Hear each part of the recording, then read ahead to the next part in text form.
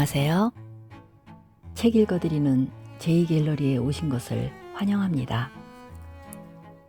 오늘 읽어드릴 책은 이문필님이 번역하고 베이직북스에서 펴낸 세계 최고의 지성들이 쓴 치유 에세이 컬렉션 모든 삶은 서툴다에서 한 편을 골라 읽어드리겠습니다. 이 책은 삶이 버겁고 고달픈 많은 사람들에게 인생 철학의 지표를 마련해 주어 이들에게 위안과 삶의 지혜를 전달해 주고 싶어 합니다. 일상생활에서 우리는 아주 중요한 순간이나 지극히 사소한 순간에도 수많은 생각과 마주치게 되는데, 이러한 과정에서 사유의 방법이나 종류가 곧 생활 철학이 되는 것과 마찬가지로 학문을 배우는 과정이나 혹은 삶의 갈림길에서 마주치게 되는 것이 철학인 셈이라고 역자는 말하고 있습니다. 또한 삶의 길 찾기를 위해 안타까워하는 독자들에게 세기를 대표하는 지성인들이 남긴 감동적인 이야기와 애정어린 조언들은 여러분들이 진정한 삶의 가치와 의미를 깨달을 수 있는 기회가 될 것이라고 말하고 있습니다. 이 책에는 우리에게 익숙한 34명의 철학적 지성인들 생활 속 이야기들이 모여 있습니다. 철학이라 하면 다소 접근하기 무겁다고 생각될 수 있지만, 이 책에는 쉽게 읽혀지고 저절로 고개가 끄덕여지는 마치 나의 이야기, 우리의 이야기 같은 내용이 흥미를 이끌어냅니다. 앞으로 몇 차례에 걸쳐 좋은 글을 골라 제가 읽어드리겠습니다. 오늘은 프랑스 철학자 에밀 졸라의 수필 대장장이를 낭독해 보겠습니다. 자연주의 소설의 창시자로 사회적으로 민감한 문제와 논쟁을 적나라하게 묘사한 작가인 에밀 졸라는 프랑스 자연주의 문학의 대표적인 작가로 기록적인 문체와 논란을 불러일으키는 주제를 소설에 도입함으로써 현대소설의 기폭제 역할을 한 인물입니다. 사실주의 성향을 보였던 소설가이자 인권운동가였던 그는 자신의 글보다 양심을 사랑한 지식인으로 불려져 아직도 많은 사람들에게 기억되고 있습니다. 수필 대장장이는 에밀 졸라가 몸이 아파 요양할 당시 만났던 대장장이의 일상을 통해서 깨달은 삶의 기쁨을 써내려간 치유의 수필입니다. 편안하게 쉬시면서 들어보시면 우리 모두의 마음도 정화되리라 생각합니다. 책 읽기를 즐겨 하시는 여러분, 오늘도 행복하세요.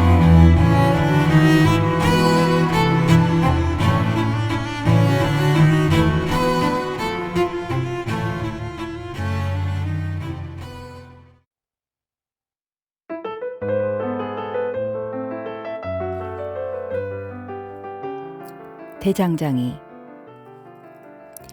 대장장이는 그 마을에서 가장 덩치가 큰 사람이었다.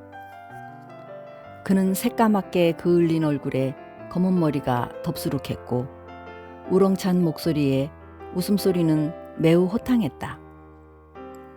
하지만 뭐니 해도 그의 가장 큰 매력은 어린아이처럼 천진난만하게 빛나는 파란 눈이었다.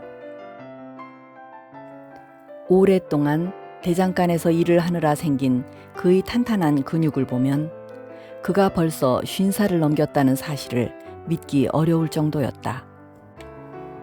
그는 아가씨라 불리는 45kg이나 되는 쇠망치를 가뿐히 들어 올린다.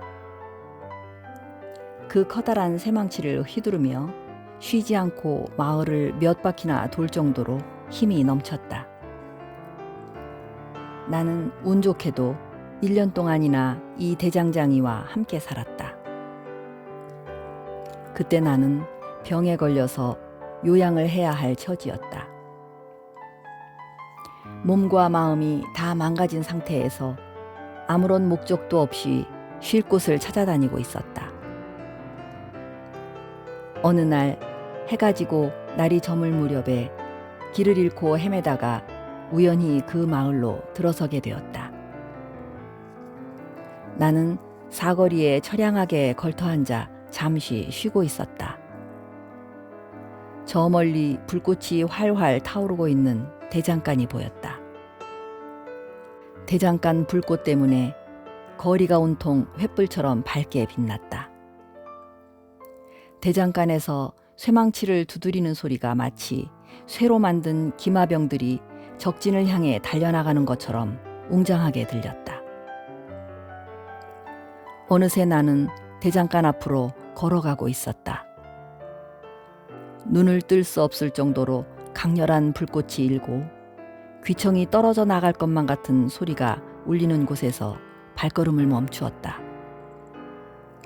그곳에서 나는 빨갛게 달아오른 굵은 쇠를 구부리고 있는 대장장이를 보았다. 그날 나는 생전 처음으로 대장장이가 일하는 모습을 보았다. 대장장이는 잠시도 멈추지 않고 쇠망치를 휘둘렀고 그의 민첩한 몸놀림에 아가씨는 계속 원을 그리며 돌아갔다. 아가씨가 모루에 떨어질 때마다 쟁기가 하나씩 만들어졌다. 열심히 일하는 그의 탄탄한 근육과 철근 같은 갈비뼈가 돋보였다. 쇳덩이처럼 붉게 달아오른 대장장이의 몸에서 땀이 비오듯 쏟아졌다. 그래도 그는 손에서 망치를 내려놓지 않았다. 한참이 지나고 사방이 조용해졌다. 대장장이의 거친 숨소리가 더 크게 들렸다.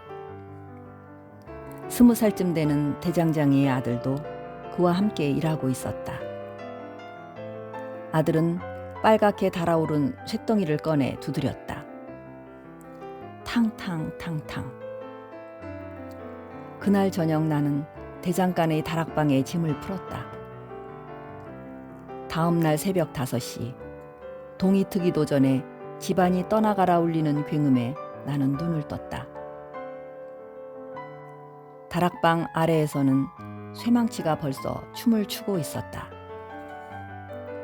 나는 하는 수 없이 침대에서 몸을 일으켜 아래층으로 내려갔다.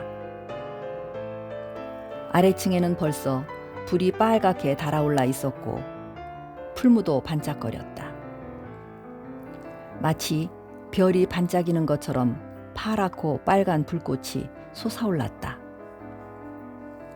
대장장이는 쇳덩이를 옮기고 나서 이미 만들어 놓은 쟁기에 흠집은 없는지 자세히 들여다보고 있었다. 그는 나를 보더니 입이 귀에 걸릴 정도로 크게 웃었다. 하지만 나는 대장장이가 내 단잠을 깨우려고 일부러 새벽부터 망치질을 한 게 아닌가 하는 생각에 기분이 좀 뒤틀려 있는 상태였다. 그는 아버지가 아들에게 하는 것처럼 몸을 숙여 내 어깨에 손을 올려놓고 말했다. 여기 고철더미 속에서 생활하다 보면 아마 몸이 더 빨리 회복될 거예요.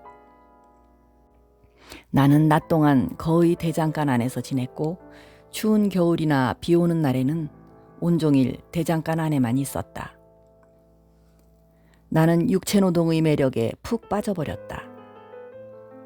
대장장이는 쇳덩이를 마음대로 주물렀다. 모루 위에 놓인 쇳덩어리는 대장장이의 손끝에서 부드러운 초처럼 녹아내렸다. 나는 그의 노련함에 감동해 매번 탄성을 지르며 찬사를 보냈다. 하나 둘 쟁기가 만들어지면 나는 쟁기 앞에 쭈그리고 앉아 자세히 들여다봤다. 쟁기가 되기 이전의 흉측한 고철 모양은 생각조차 나지 않았다. 쟁기가 불의 힘을 전혀 빌리지 않고 그저 대장장이의 손힘만으로 만들어진 것 같다는 착각이 들 정도로 대장장이의 솜씨는 대단한 것이었다. 나는 대장장이가 엄살을 피우는 것을 한 번도 본 적이 없다. 그는 하루에 14시간씩이나 일하면서도 늘 얼굴에 웃음이 가득했다. 그는 즐거운 마음으로 다시 팔을 움직였다. 그는 피로를 몰랐다. 아마 집이 무너지는 일이 생기더라도 그는 한 손으로 거뜬히 집을 떠받칠 수 있을 것이었다. 대장장이는 말이 많은 편은 아니었지만 근처의 농토가 모두 자기 것이나 마찬가지라면서 늘 자랑했다. 그의 대장간에서 만든 쟁기가 이 일대에서 쓰인 지가 벌써 200년이 훨씬 넘었다는 사실은 대장장이에게 대단한 자부심이었다. 만약 그가 없었다면 저렇게 많은 곡식이 어떻게 자랐을까?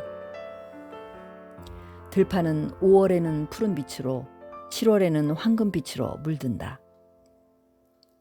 대장장이가 만든 쟁기가 이렇게 비단에 술을 놓은 것 같은 아름다운 들판을 만들었으니까 당연히 대장장이의 공도 꽤 크다고 할 수 있다.